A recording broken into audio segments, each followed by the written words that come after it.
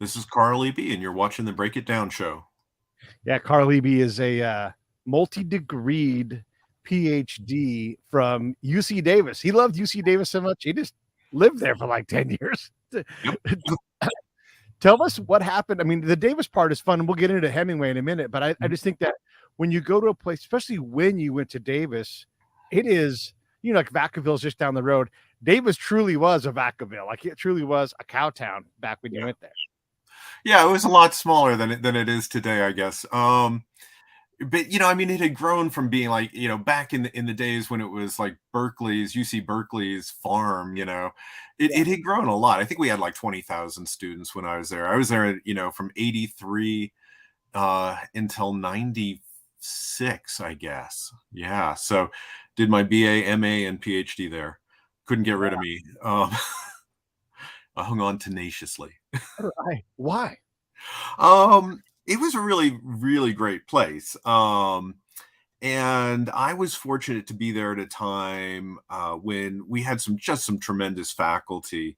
People like Sandra Gilbert. She was president of the MLA, which, in literary studies is a lot. I mean, that's the big national organization of English professors. And she was just doing really interesting work. And Pete Hayes was really important for me there. He was a Hemingway scholar at UC Davis, and he ended up being my dissertation director, and I've got to give Pete a lot of credit there. So I love the faculty, I love the place, and I grew up in Pleasanton, so not all that far away too. So it wasn't too far from home. But Yeah. And I sort of was hanging out. I graduated from college in 92. And so I hung out a lot in Davis, and you saw like new building, new restaurant, new part of town. And it was crazy how much it grew from 90 to, until today. Yeah, absolutely. I haven't been back in a bunch of years, so I would be surprised, except for, I'm still in touch with friends there and stuff. And so they've told me, they've just said you wouldn't recognize it. Yeah, that's a lot of fun. But we're not here to talk about the UC Davis Aggies and or Mustangs, because we're here to talk about your professional work and this new, I guess, is it new? Is it a new archive? Do you consider it new? Yeah, I mean, it's newly available to scholars. That's what I'd say. I mean, yeah, the Toby and Betty Bruce collection of Ernest Hemingway at Penn State. Yeah. I mean, we've some of us have known these documents were sort of secreted away in Key West for years, but we didn't have any access to them. Yeah. Are there still things in Key West that are unanalyzed? Yeah, most of that should be analyzed now. The stuff from Key West, from Key West. This is the big collection that's coming out now. For a second, I was thinking about Cuba, and I was thinking about all the stuff left, at the Finca Vigía down there. But we've had agreements with folks in Cuba, and we've been allowed to photograph all of that material, and we've helped with the maintenance and of those materials, with all of that humidity down there. But I think this is the last really big trove of stuff that's going to come out of Key West. Or if something else does, I don't know about it. Yeah. Here's the thing that is interesting to me is Ernest Hemingway's been dead for, he's going to be a century before too long. I don't want to put him in the grave forever, but it's been a while.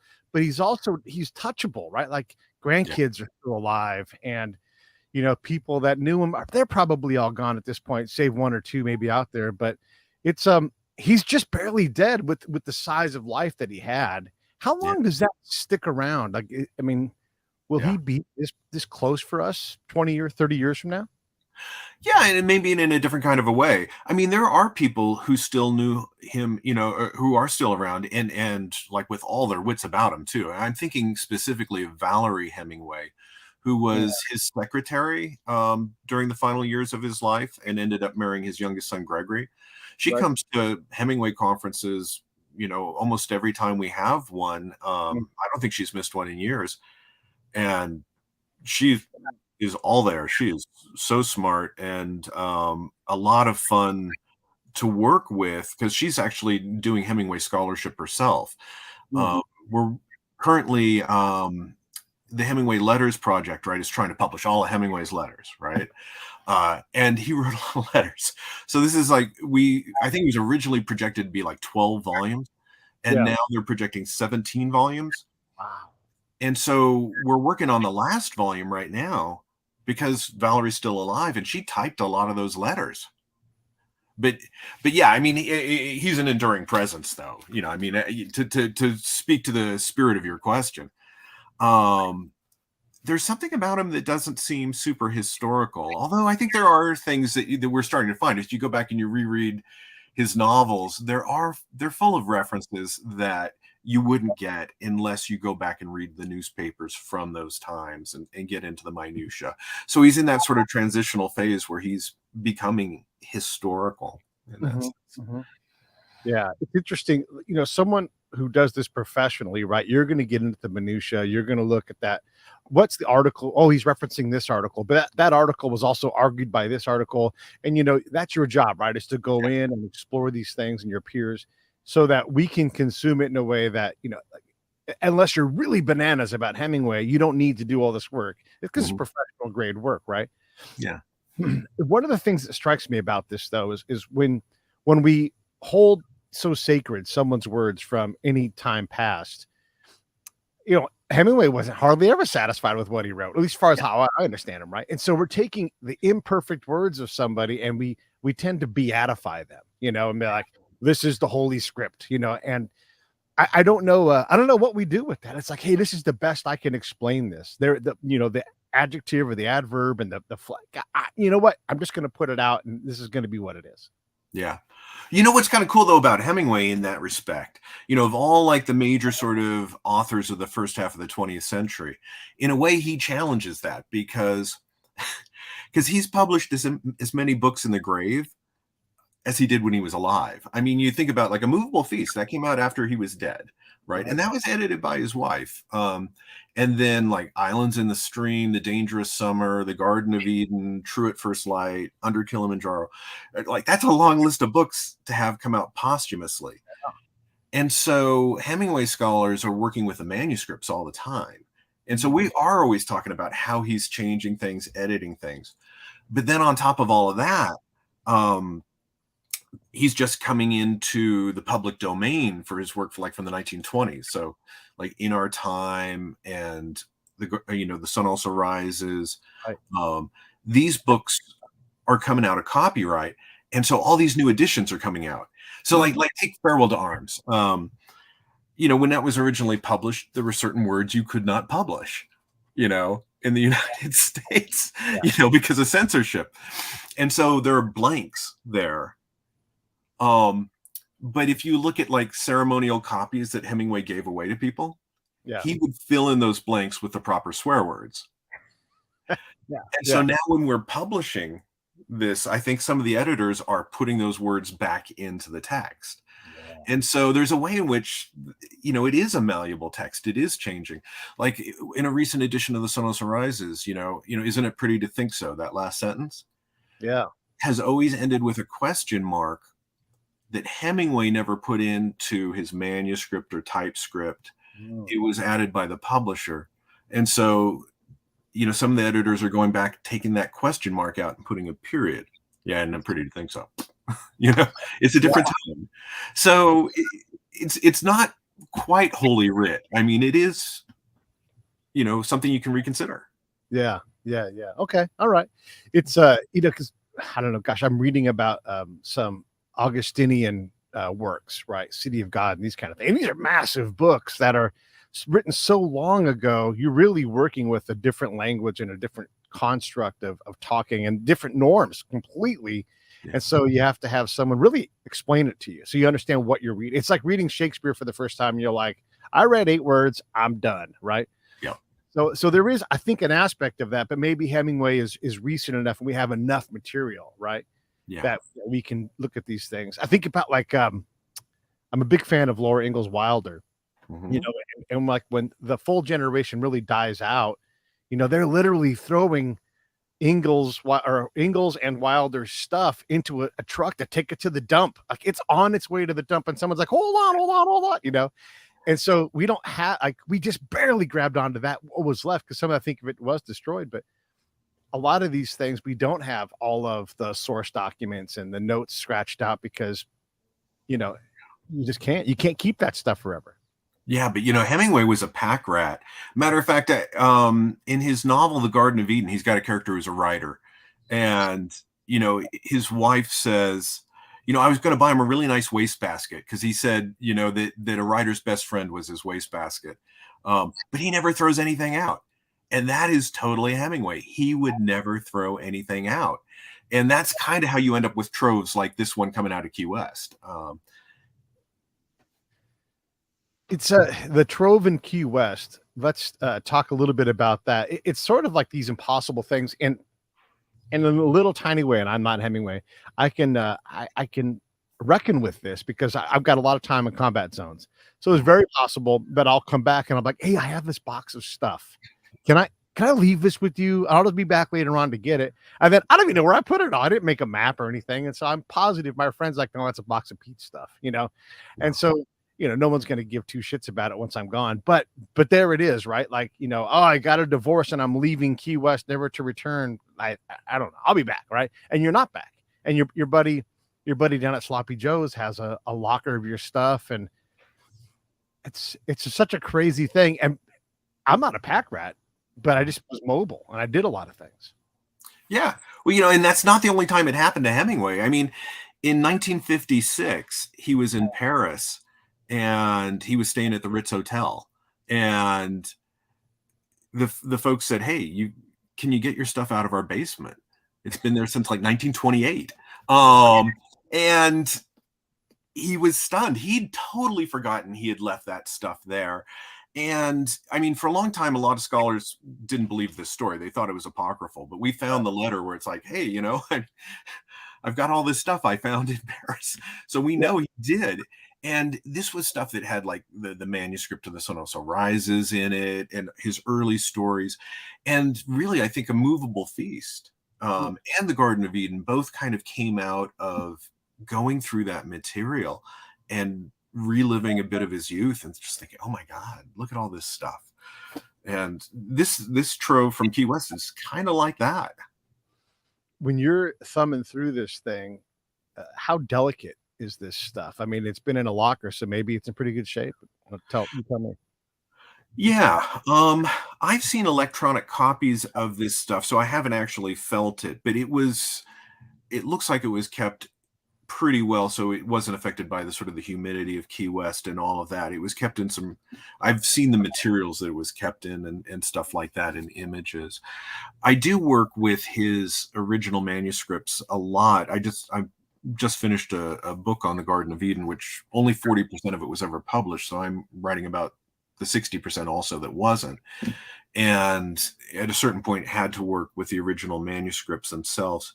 Normally scholars will work with photocopies of those, and that gets around these issues because they are fragile and they're sensitive, and you don't want your oils from your fingers on them. You got to wear gloves and be very, very, very careful with them.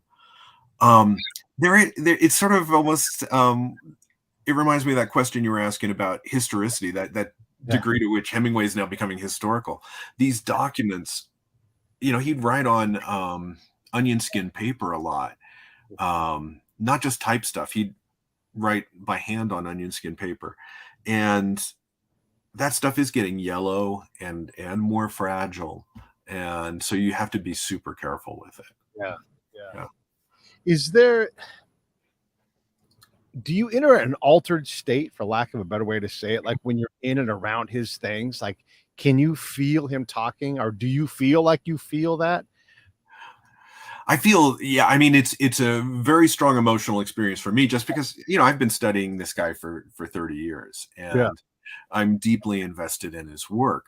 I don't think I challenge him or hear his voice through me. I have to be kind of careful about that. I have to, know what's me and what's him, But I do feel a certain closeness. Yeah. I mean, when you're holding this thing that does feel kind of sacred, and that's kind of, some of the fun of this, the Bruce collection. They've got all kinds of objects that I don't think scholars will study so much.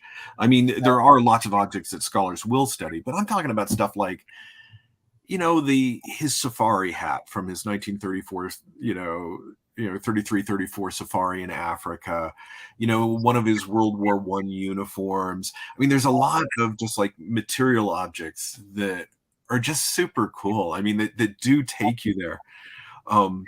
Sometimes, there will be objects, that tell you stuff though too. I was going through the archives at the John F. Kennedy Library for an article I was writing, and came across a top secret document from when Hemingway was in Africa in the 50s, and got pulled into. He was an honorary game warden, but it was less honorary than you might think, and was pulled into anti-Mau Mau operations during the rebellion in Kenya at that time that eventually led to Kenyan independence. But you have to find out, well, okay, he's really more involved than we thought, so the kinds of stuff he kept around is sometimes really interesting. Yeah, it's funny. Speaking of Ernest Hemingway and things that he kept around, my cat just walked in the tent. How many toes? She's the normal 5-toer, but I have been to Key West, and I love Key West. I love his mansion.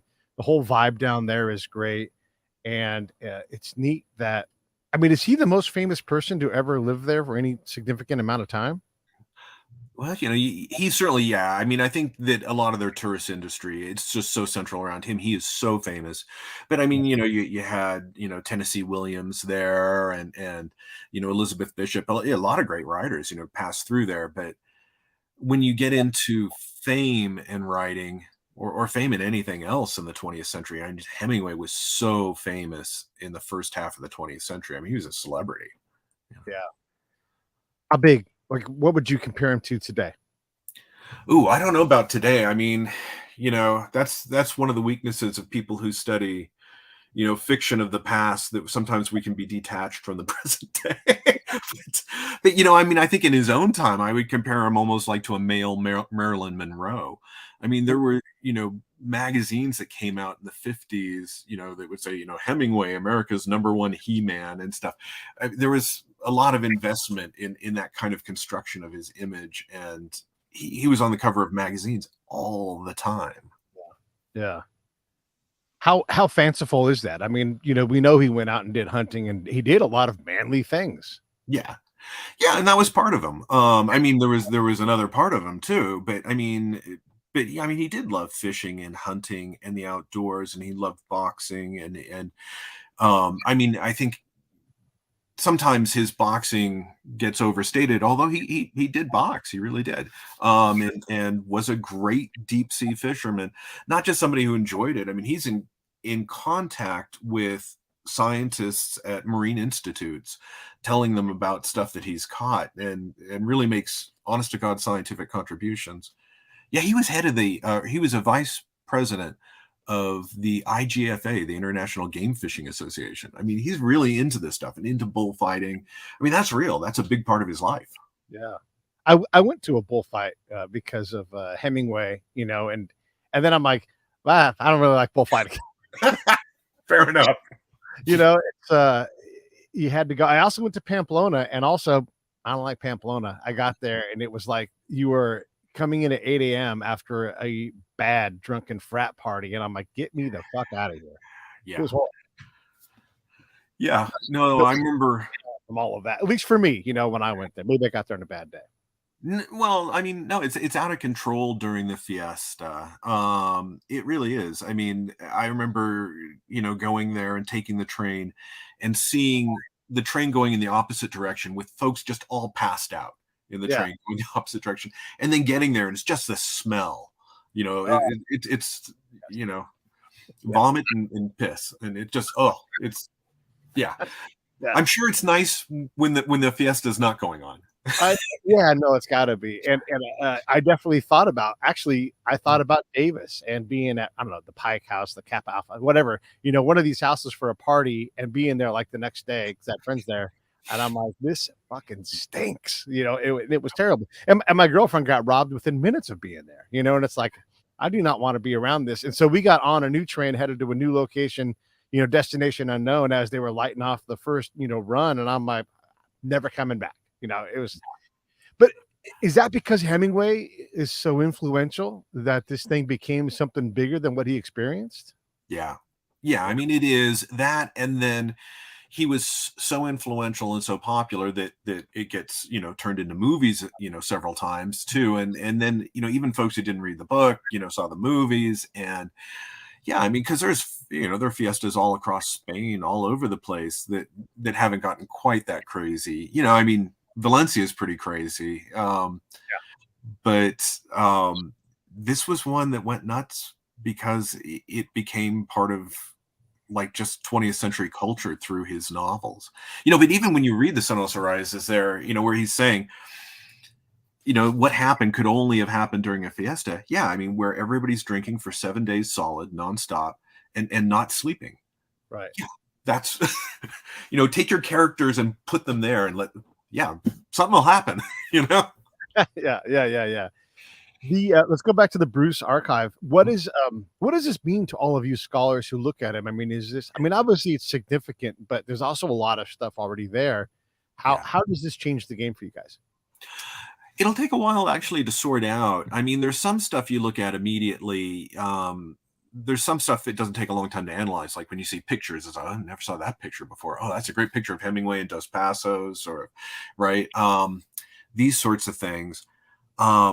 But the textual materials like letters and stuff like that, the short stories that are there, his notebooks and things like that, it takes a long time because what'll happen is, you'll be making an argument about a particular topic or something, right? You may be engaging with, one of his novels or something like that as a critic.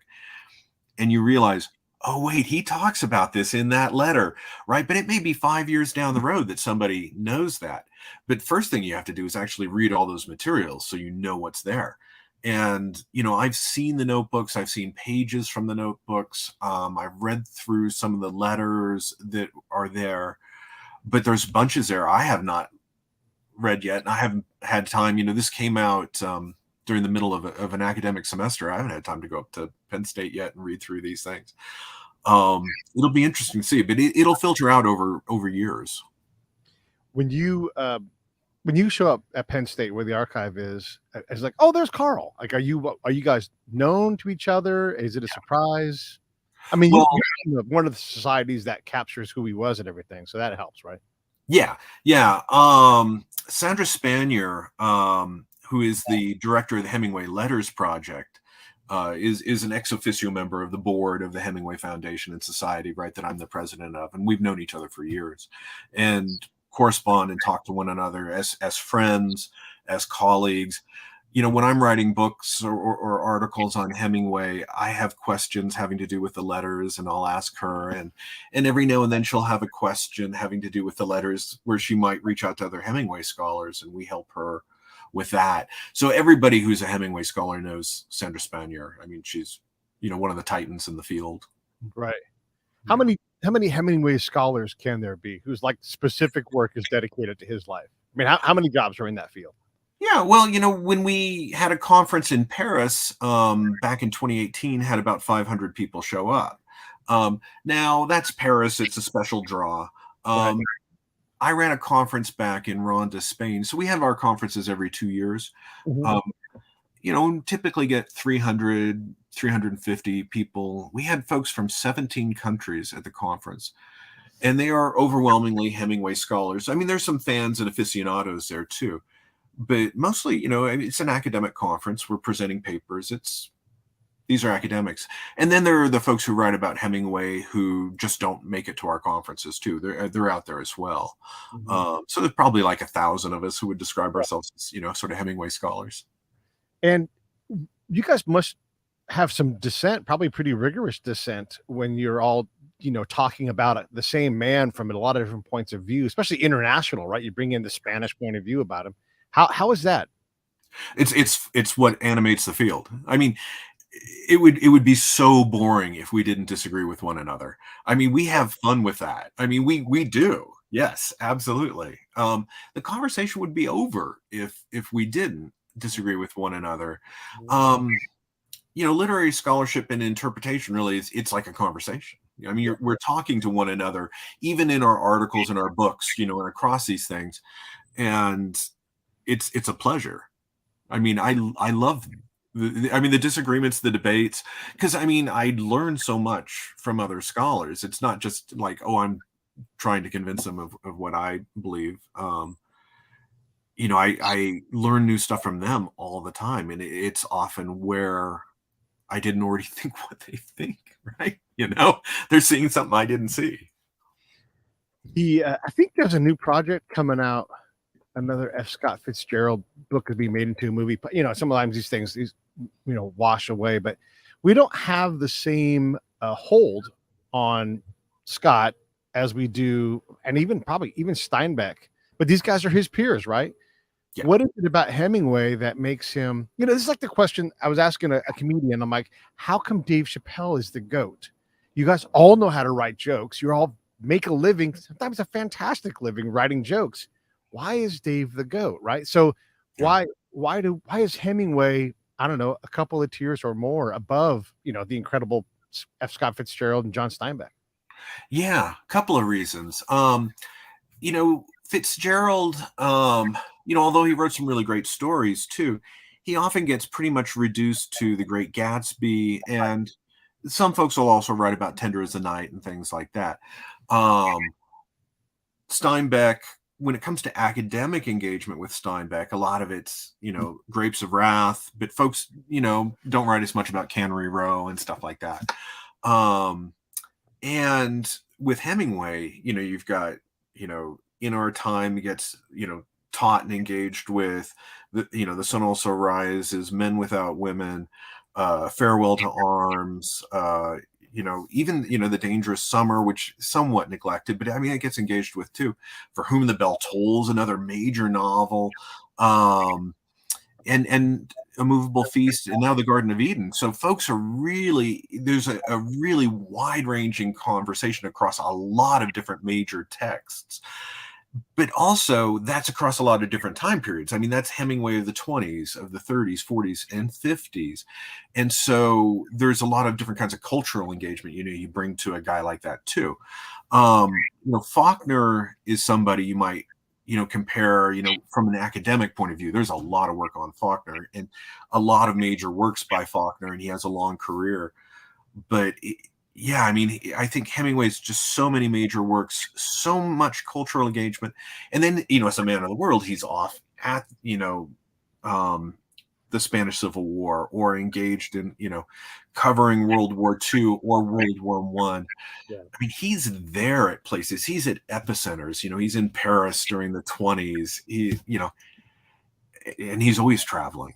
And there's so many different places that have engagement with him too, and that matters too. Like, he's part of the tourism industry in Paris and in Spain and in Italy, all over. Yeah, Havana. You go there because you want to. How about Key West? Hey, when I'm gonna go check out Hemingway stuff. He's a draw, even though he's been dead for, it's been a long time. Know. When I gave you that list of books, I didn't even say Old Man and the Sea, which was what most people probably think of when they think of Hemingway. Right. Yeah, and a very accessible read too. Like, it's not as long as some of the other books.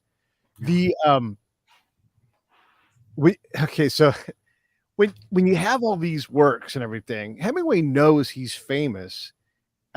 Is he aware somebody's gonna study his stuff later on? Is he leaving jokes or being like, someone's gonna read this one day and it's gonna be funny as hell? And then is he doing stuff like that, or is he not playing for the? Is he not breaking the fourth wall? No, he does some stuff. There are like internal jokes, like in, say, the Garden of Eden, this book I've just been writing about, where he is responding in a really complicated way, making a joke about something somebody said about him in 1926. Right. But he's writing this in 1958. Yeah. And that anybody would ever figure it out. The way that's conveyed is through a really complicated joke about wine. And it's only if you do the research you'd ever figure out what he's even up to there.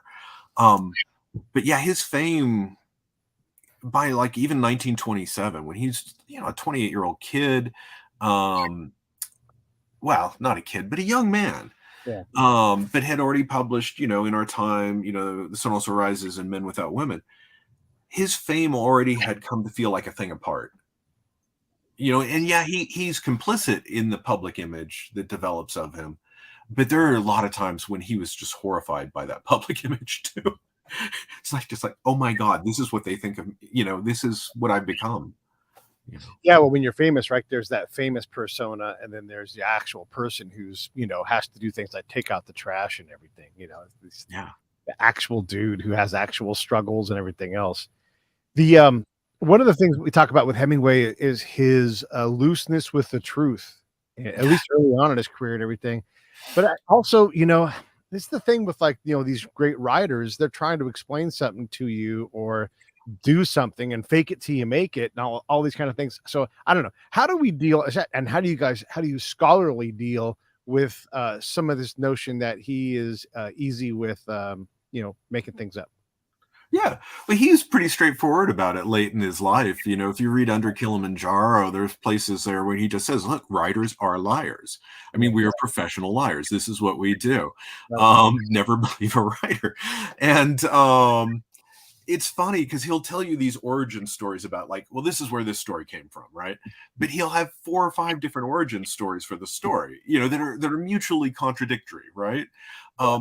But when a fiction writer starts talking, what often comes out of his mouth is more fiction. I mean, he's just generating fiction, Yeah. And it's a different way of thinking about that story. So he's going to tell you about the origin of it, and it's interesting, even if it's not truthful per se.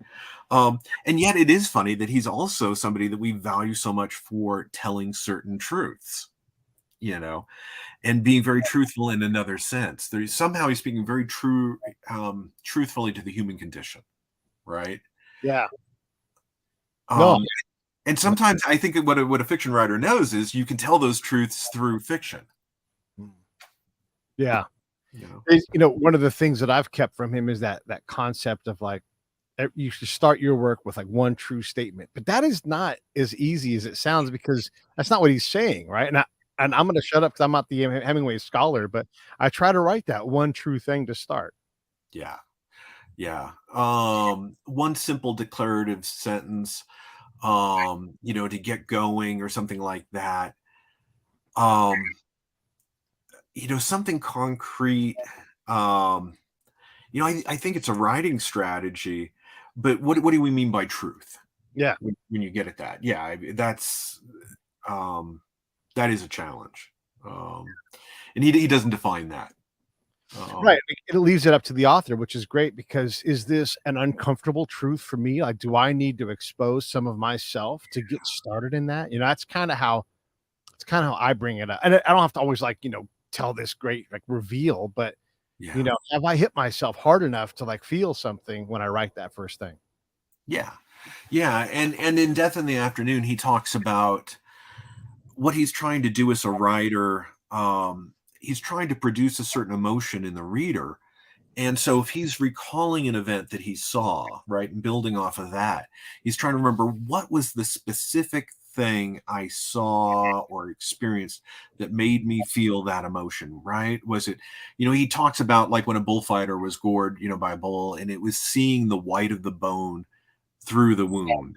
Right? That's what it was that made him have that sensation, and that's what he's trying to produce in his sentences. And that's a certain kind of truth, too.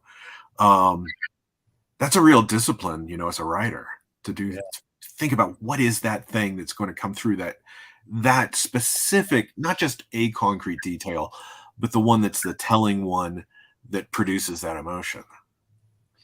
I have a lot of time in combat zones, and a lot of that time is outside the wire, right? And so I have this this will sound too big, but I have a Hemingway on my back who's like, hey, don't forget to pay attention to these things. And I am informed by what I see and what because I was a spy, right? And so my job is to see the things and tell people what they can't see that they might not otherwise see. But then the day-to-day stuff, like there was an era where I would go out, you know, on these patrols every day in Afghanistan, and you know, you get a little hungry, and so in my cargo pocket is a they have these great blueberry pancakes wrapped around a sausage, right? Like a big thing, like, you know, like almost burrito sized. Yeah. And I would throw a bunch of water down and just swallow it because your body will deal with it. You know, I don't want to carry it around and everything. And I would eat one of those things and I'd be full for a long time. But I would put one of those in my pocket. And as I was walking out, I could feel the warmth of it hitting my leg as we were on this, you know, patrol. And these are the things like, Yeah. you don't get into a firefight every time you go out. Like, what are the things? How do you, you know, what do you feel? What do you think? What experience? That all really, for me, comes from reading Hemingway. Yeah. Yeah. You know, I mean, nowadays maybe some folks will get it from Tim O'Brien, but Tim O'Brien got it from Hemingway. You know? Yeah. He'll say as much. He'll tell you, you know. Yeah. And, you know, trying to write very short and clear sentences. Otherwise, I'm getting older. They're getting longer. But if I'm not sure how to do it, I just get real Hemingway-esque and say, look, this is clear. This is clear. This is clear. You're going to have to process this stuff. Yeah. Yeah. Yeah. I mean, it's funny. I mean, that's become sort of the best known aspect of his style. Of course, you know, he's not a one trick pony. You know, he does write some really long hunking sentences, you know, there's some that go on for a page or so, like in you know, Death in the Afternoon at the end of that. But he knows the power of the short sentence, you know, and that is powerful. Pruning things down to what counts. So there's a density of meaning, a concentration of meaning. It's distilled, you know. I'm a fan of using the same word in a sentence as many times as I can get away with. Like, I talk about like politicians. Like, I can't take seriously the serious people who have this serious business of getting serious about solving serious problems, seriously. You know? And it makes me laugh. You know, it's like how many, and I try not, I don't pre-think them out, right? But how many times can I use that word in there? I think it's just fucking hilarious. I don't know if I got that from Hemingway, but I feel like there is something in that you know, that I'm borrowing from him, and I don't know where I really got it from, but I just find, other than the Ralphie character on The Simpsons, he often does that kind of thing. But yeah, there's just so many things that he does that we can't even, you don't even recognize. Like, oh my gosh, that's Hemingway or Steinbeck. Gosh, Steinbeck informs a lot of how I think. You know, Steinbeck in particular will use 2 words to describe something that would take me 100 words, like a star-rattled sky. And I'm like, I could good. Yeah, well, Hemingway, you know, I mean, he'll do that like at the beginning of his short story Cat in the Rain, you know, I mean, he's repeating words like it, and it's a rhythmic incantation. You know, the beginning of his story In Another Country or the beginning of A Farewell to Arms, he does that, and he's doing a riff on something that Gertrude Stein does. But in Hemingway, it works in a way that in Stein it doesn't so much. I mean, she's experimenting with language, but it's pretty nonsensical stuff. And Hemingway was a great person for taking modernist innovation, stuff like you'd see like in Joyce's Ulysses, you know, very highfalutin stuff you'd see in, you know, T.S. Eliot's The Wasteland, and making it actually work in an unobtrusive way that, you know, works towards the emotional effect he's trying to produce, but that people sort of read past. He's not, whereas a lot of modernists are experimenting with style in a way that says, hey, whoa, look at me, man, look at what I'm doing. You know, he's really trying to engage you in the scene, and you know, and you're not paying attention to the certain aspects of the style. We fall into it. But, you know, we can forget, I mean, what an innovator he was, you know, how he's using stuff that he learns from the movies, you know, cross-cutting and things like this that he's using in narrative text in a way that nobody had ever done before. He's so experimental, but it's unobtrusively experimental. And he learned so much from other people, whether it's, you know, sure, people would talk about Stein and Sherwood Anderson and folks like that. But there's so much like de Maupassant or Flaubert or Henry James, even though a lot of people wouldn't think it, but it is there. Stephen Crane, Ambrose Bierce, the Russians. He's a sponge for stylistic innovations that other authors have come across. He's always learning, you know, he's looking at what do they do? What's their trick, right? You know, how are they producing this effect? and learning from that and putting it in the blender that's himself and then mixing it up, and it comes out with his distinctive style, and it is his distinctive style. Yeah, and you get to see the learning process, I would imagine, too, and the maturation of that particular skill, and if he keeps it or not, or maybe it's just, you know, a tool in the bag that gets pulled out once a book, maybe. Yeah, yeah.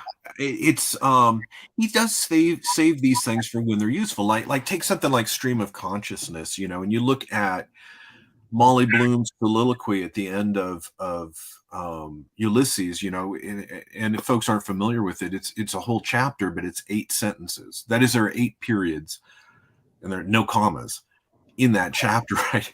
And it's just this drifting, you know, soliloquy, and it's marvelous. Hemingway uses that style in A Farewell to Arms when Frederick Henry's falling asleep, because it works there. But it wouldn't work in another scene. But I mean, that's, in a way, that's a nod to what Joyce is doing with it in Ulysses, because Molly is sort of half awake, half asleep in that chapter. So it really works. But yeah, that's kind of what I mean by taking these modernist innovations and being able to use them in new ways. It's funny when you said that. I instantly, my memory kind of works in this way, where like once you trigger it, a whole memory opens up for me. And you're right. He writes about that near sleep state, and it is a different way of reading it. And if you're not aware that you're reading that and you don't get it, which is certainly possible, you won't get it, and you'll miss it. You'd have to go back and read it again. You must have just a tea of Hemingway in your head where you're like, oh my God, you know, and these, when you don't think, because I know when I'm analyzing everything I was doing, you know, like in Iraq or Afghanistan, I'd take a shower, I'd take a nap, I'd go work out, I'd turn my brain off completely, and then puzzle pieces would just lock into place if I just allowed it. Yeah. I don't know, you know, when I'm analyzing Hemingway and his work, I don't know if I make discoveries that way. For me, it's when I dig into the words, you know, the individual words. When you take a sentence and it's like, okay, I'm going to really look at each word here and really pay attention to this and think about, what if I actually research this? Because like he's like super meticulous in his engagement, let's say with a historical moment or a place. Like, okay, take somebody like F. Scott Fitzgerald. If you're reading Tender as the Night, he'll have a character in Antibes in France walk out and look to the east and see the city of Caen, which is in the west. So why even use a direction if you're going to get it wrong, right? Hemingway will never get anything like that wrong.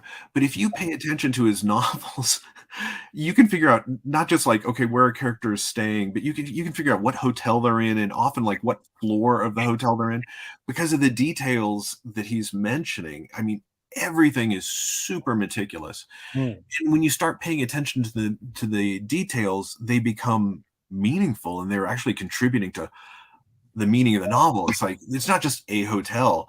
This hotel is telling you about their social class, their standing, you know, all kinds of stuff. Everything's significant there.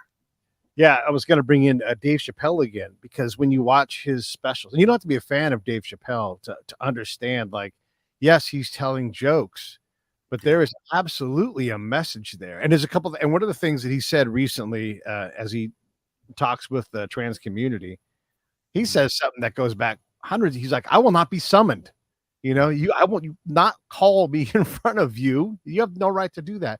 And but then within that, he puts this message about like what it is to be Black, you know, and it's like, it's incredible. And if you step back and you get away from the jokes for a moment and you see what he has created, I mean, this really is a difference between someone who's like set up, punchline, which is wonderful.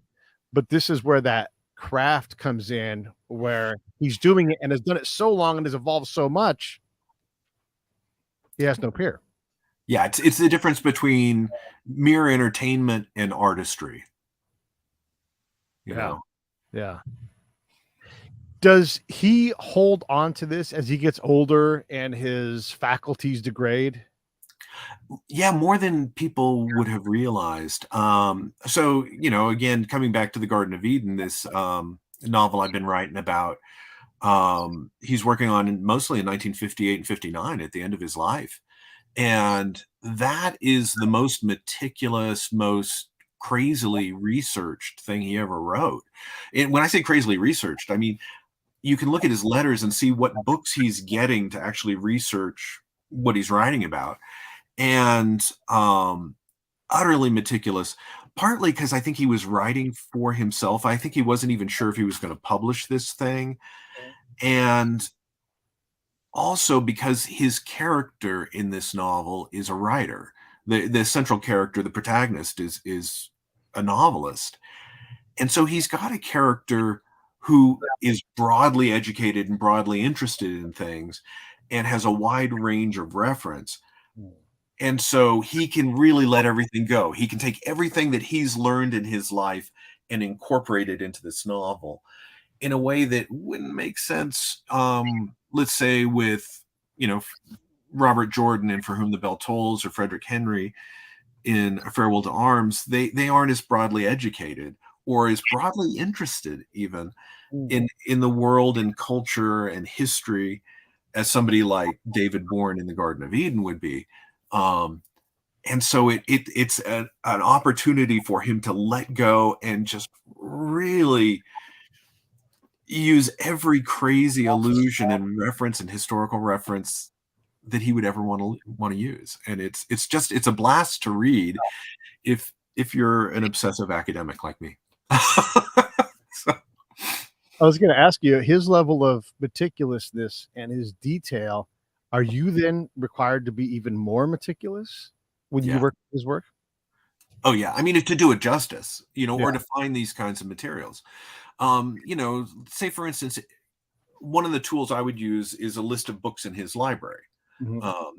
And one of the great things about being a researcher today is, it's not hard to get access to these books and check them all out. But then if you look at his library, about maybe 15% of it, maybe 20% of it is in French and Spanish.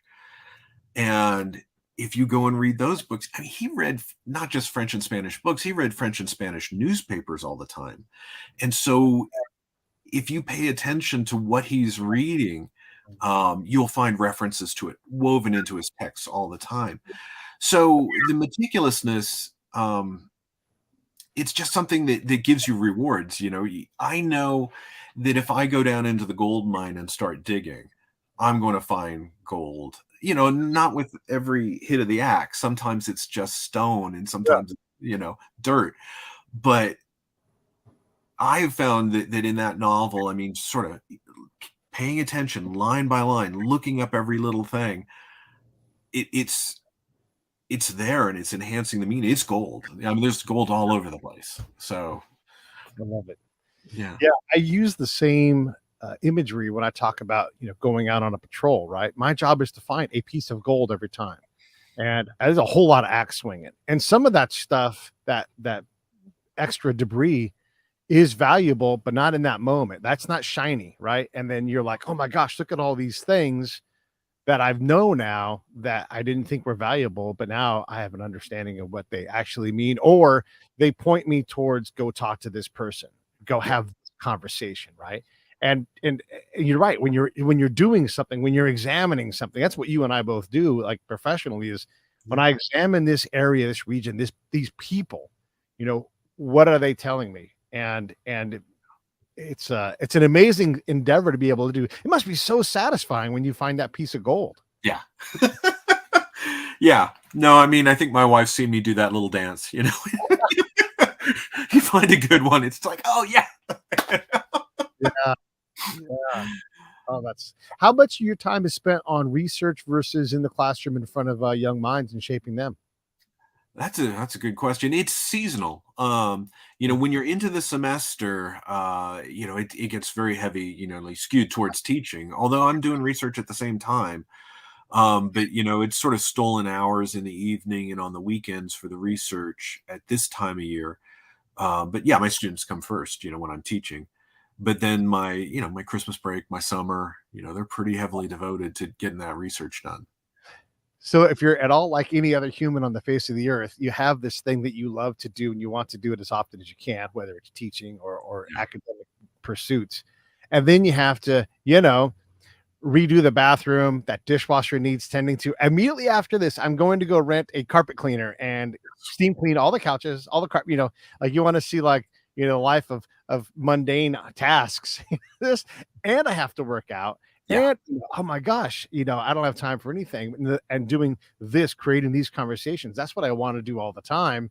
But I've got to do all these other things, and I'm terrible at it. I'm terrible at managing my time. I'm positive if I scheduled things more, I could probably be more balanced than what I do. How do you identify with that? We've needed a plumber in our house since May. Some stuff doesn't get done, and then I'm behind on stuff. I used to be a department chair in my English department, and then I was perpetually buried underneath just too much stuff. I'm used to multitasking a lot, but I'm used to being behind on things, and hopefully not like terribly behind on things. But yeah, I think I'm guilt motivated by those things, knowing, oh God, I got to do this, I got to do that. I'm looking at my to-do list though right here, which is it's a full legal pad long. Yeah. Fortunately, some items are crossed off, but I got the dishwasher fixed this week. It was good, So yeah, I was like, I know I feel so virtuous when I do that stuff. Yeah, and it worked. It's still not all the way back together. We still got to put the front, but hey, you know what? You don't have to do dishes by hand anymore in the house. Yeah. And so yeah, that's its own reward. That's right. Super, super big reward. I want to ask you about your book, because this title is something else: Hemingway's Fetishism, Psychoanalysis, and Mirror of Manhood. What on earth does that mean? Well, Hemingway was a fetishist. He was a hair fetishist. It's just all over his work. But if anybody wanted to say, what in the hell is he talking about? The novel to read is the one I just wrote my other book about, the Garden of Eden. It's all over the place. I mean, this couple cut and dyes their hair identically, and that allows them at night to swap genders in bed. So the protagonist, David Bourne, becomes Catherine in bed, and his wife Catherine becomes Peter. And it's obviously central to that work, but it's central to all of his work. It gets stronger as he ages, and so it's less obvious in The Sun Also Rises than it is in later novels. But it's a lot more complicated than that. That's like a little window, you might say, and then you open that window and you crawl through it, because there's so much. It's a very complicated kind of psychology, and there's a lot of different elements of it, and it explains a lot about his work. And that would be a long conversation, but a lot of different things about his work. But yeah, anybody who's interested in that, I would say read first his novel, The Garden of Eden, and then you might see the need for a book like Hemingway's Fetishism, and then I would encourage you to read that afterwards. Well, the link, if you guys are interested, you can write down below. If someone is like, man, I love this conversation about Hemingway, I've always been meaning to get into his body of work, where do they start? Oh gosh, that's great. Some of his great short stories, actually I think Men Without Women is a good place to start, or just to get a good edition of his collected short stories and read the ones that he published during his lifetime. There's an edition out there called the Finca Vehia edition, which is great, but it has a bunch of stuff that was posthumous that he never edited in, and that's not his best work. I would, read the first half of that book. That's a great way in. The Sun Also Rises is a great way in. A Farewell to Arms is a great way in. Those are all super accessible, super engaging. Notice I don't say Old Man and the Sea, though. I think that's, it gets taught to kids in middle school. I think it's a wonderful book, but I honestly don't think that gets you to the most interesting aspects of Hemingway as a writer. Okay. What about like The Sun Also Rises? Is that pretty good? Did you say that one on your list? You listed a lot of books. Yeah, no. I think, The Sun Also Rises is a great way in. Another great way in is A Movable Feast. Oh yeah, Movable Feast. Yeah, that's good. Yeah. Yeah. Well, anybody, look, if you're into it, you just go to Amazon and you can start anywhere you want to start. We've talked a little bit about the archive. Is there anything else you want to add about that? Are there questions you have for the archive that you're like, I'm going to go and see if I can answer these things? Yeah, I mean, when you look in the archive and you see that one of their items, for instance, is a notebook from 1926, which is the year he publishes The Sun Also Rises. Uh, I want to read the thing. I've seen a few pages from it, but I haven't seen the whole thing yet. And I don't know what I'll find there. And I don't know what other folks are going to find there. And I'm dying to get into those notebooks, really. That's the thing that interests me the most. He's somebody, he never throws anything out. So it's these little jottings. If you go to the archives at the Kennedy Library in Boston, where most of his papers are, there's lots of sheets that have just 2 or 3 sentences on them. There are random things that he starts and stuff, but sometimes they're really interesting. I put a link up here for Hemingway short stories. I'll put that in the show comments as well if you guys are looking at that. And it's I'll just click on the link, it'll take you in. Yeah, I've got I don't know, 1,000 Word documents that I've started, and I've put some number of words that's less than 200 on it, with an idea, and I just don't come back to it. So I can definitely appreciate what that looks like if you're in a cafe, drinking something and someone sits down, or you're just like, nah, I'm gonna get to that later on. There's so many of those things, and that also informs you about the man, right? Like the things that actually get through that gate that are like, I have to write this. Yeah. No, I know when I was a student in grad school, and we took a research methods class, when we were taught about how to work with manuscripts, I thought, oh, that's for medievalists, man. I'm not studying Chaucer. And I spend my life working with manuscripts. That's what I do all the time now. And I love it. And it's a huge part of my job. And there's just, you think, well, I mean, I had the idea, yeah, but Hemingway's so famous. Everybody's been through everything. There's just so much, because he was such a pack rat. He kept so much. There's tons of stuff to still be discovered there. That's a lot of fun. Actually, speaking of all of that, I have Ann Davis. I have Andreas Redsendez has become a bit of a friend. He teaches at Davis, and he is, I think his native language is also Spanish, but he talks about the conquistadors at all, like all of them. And we're going to talk about Cabeza de Vaca and his Odyssey. If you know that story at all. I love that story. Yeah. Yeah. He spends years just naked and becomes a faith healer. And it's just insane. And he spends a lot of time with a lot of, like, I mean, you can't say ancient, but I don't know what it is when it's that old, but these Renaissance. Yeah. Renaissance. Right. And when you think about the influence of this kind of writing, and I'm interested what you think about this, because these guys are writing like to save their necks when they come back. You've spent this money. You went on my authority to the king, queen, wherever it's going to be. Yeah. And now you have to come back and you have to put, just like in Arabic, anytime you mention Allah, you have to say all these extra words that have to be in there. Otherwise people get mad, and you're writing this out in real time. And so there's just so much performance in the log, and you're trying to explain things that how do you explain what Cabeza de Vaca, like he did, and then I blew on the guy's wound and it healed. Like if any guy ever knew God, it's that guy, right? Yeah. Yeah. I've recommended that book to a lot of people before, actually. I mean, that's an amazing book. Yeah. Yeah. Yeah. And a book that'll change the way you think about, well, at least one of the conquistadors. not maybe the rest of them. But. Yeah. Yeah. Well, and just in general, when you realize, and I'm not trying to get us too sidetracked here, but when you get into these texts, and these are their logs and everything, and like Oriana, who goes down the entirety of the Amazon River. No one's ever done that, because why would you ever do it in the first place? He's the only dude to ever run a crew down there. But it doesn't end well for him. It doesn't end well for most of these guys who are in the conquistador world. So we have this very limited understanding of what it was. And we're not excusing bad behavior here, but we're saying you have to understand the context of the man in his time. Yeah. And so I guess that brings me back to Hemingway. Who was he? Was he the famous Hemingway, or was he this conflicted dude that takes his own life? Was he something else? Who was Hemingway in his time in that context? His first wife, Hadley, said he was so complicated you couldn't diagram him in a geometry book. So he's all of those things in some ways.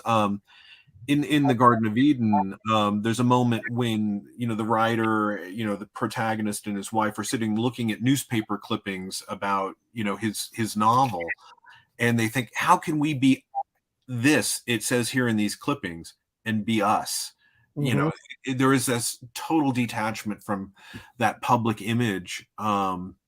He's so famous as a man of action that people forget he was a bookworm too. He is reading all the time, every day, tons of stuff, and wide reading, and just really, just pretty stunning knowledge of so many different areas. He's an intellectual.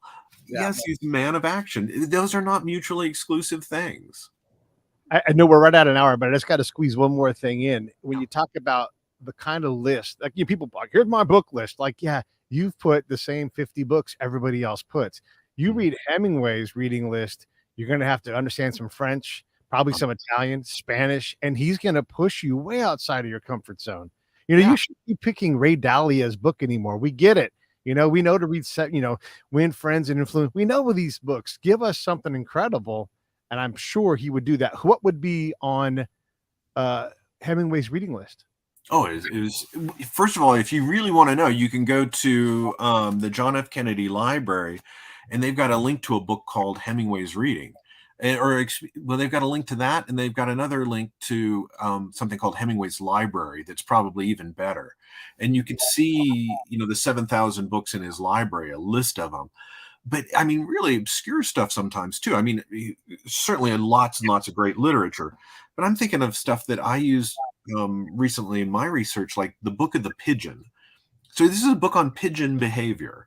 But it actually, he takes things from it and turns it into some really obscure jokes in his novels. And if you then go and look at what he's actually reading, it's like, oh, wow, this is what he's doing. He's reading all kinds of crazy stuff. I love it. Love it. Well, listen, I'd love to have you come back on anytime you're in California. Let's get together, especially if it's in Davis. I'll come out and meet you out there. But it's just been a pleasure to talk to you, man. I've really enjoyed it too. It's been a lot of fun. Good. Well, thanks for having me on. Yeah, of course. Stand by 1 sec while I shut it down. Hey, thanks for watching the show. I really appreciate it. Right here, you can subscribe. Please do that. It makes the show grow. Hit that notification bell so you know which incredible guest is coming up next. Down below is the PayPal link. You can put a small subscription in. That is an enormous help. All that money goes right back into the show. And then right up over here are the next episodes you should listen to, curated by yours truly.